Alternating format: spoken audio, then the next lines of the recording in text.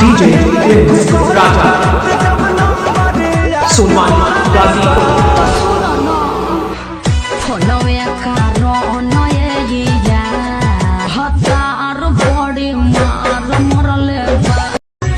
DJ राजा सुमन गाजीपुर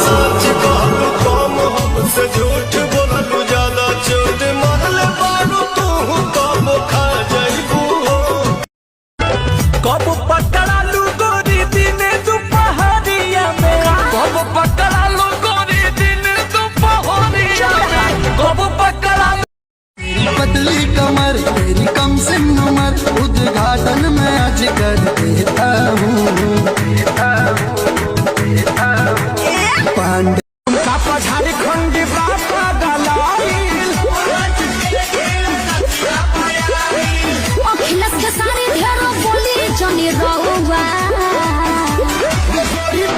अरे हो खुदा ने हुस्न दिया है तो क्या मार डालोगी, हमको नहीं दोगी तो क्या अचार डालोगी।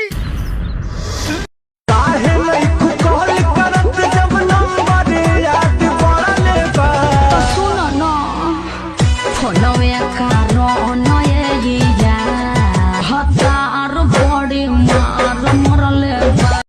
काजल का प्यार तुझे करता हूँ देख मेरी आंखों में, तेरे बिना नींद नहीं आती है रात।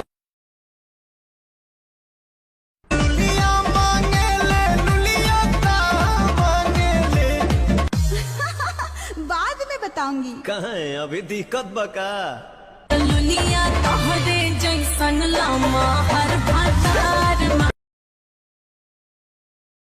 अपना बना मुआ से जमिया बुता। ए बलम जी ए सजान जी मुआ दे बका। पतली कमर तेरी कम सिन उम्र उद्घाटन में आज कर डीजे राजा सुमन गाजीपुर